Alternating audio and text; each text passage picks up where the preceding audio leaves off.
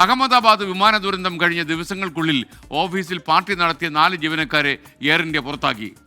Air India സാറ്റ്സിന്റെ ഗുരുഗ്രാം ഓഫീസിലാണ് ദുഃഖാചരണം നിലനിൽക്കെ പാർട്ടി സംഘടിപ്പിച്ചത്.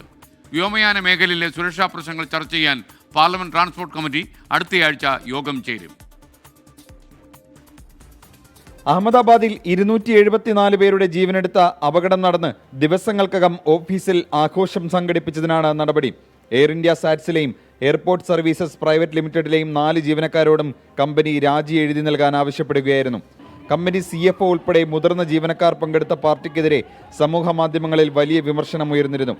ജീവനക്കാരുടെ പെരുമാറ്റം കമ്പനിയുടെ മൂല്യങ്ങൾക്ക് ചേർന്നതല്ലെന്ന് എയർ ഇന്ത്യ സാറ്റ്സ് പ്രതികരിച്ചു. അതിനിടെ അഹമ്മദാബാദ് ഉൾപ്പെടെ അടുത്തിടെ രാജ്യത്തുണ്ടായ വ്യോമയാന അപകടങ്ങളെക്കുറിച്ച് ചർച്ച ചെയ്യാനാണ് പാർലമെന്റ് ട്രാൻസ്പോർട്ട് കമ്മിറ്റി യോഗം ചേരുന്നത്.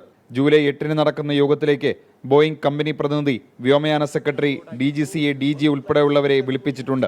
അപകടവുമായി ബന്ധപ്പെട്ട് കോക്പിറ്റ് വോയിസ് റെക്കോർഡറിൽ നിന്നും ഫ്ലൈറ്റ് ഡാറ്റ റെക്കോർഡറിൽ നിന്നുമുള്ള വിവരങ്ങൾ എയർക്രാഫ്റ്റ് ആക്സിഡന്റ് ഇൻവെസ്റ്റിഗേഷൻ ബ്യൂറോ ലബോറട്ടറിയിൽ അവലോകനം ചെയ്തു വരികയാണ്. അന്വേഷണത്തിൽ അന്താരാഷ്ട്ര വ്യോമയാന ഏജൻസിയുടെ വിദഗ്ധനെ നിരീക്ഷകനാക്കാനും ഇന്ത്യ അനുവദിച്ചു. ഐക്യരാഷ്ട്രസഭയുടെ അഭ്യർത്ഥന പ്രകാരമാണ് തീരുമാനം.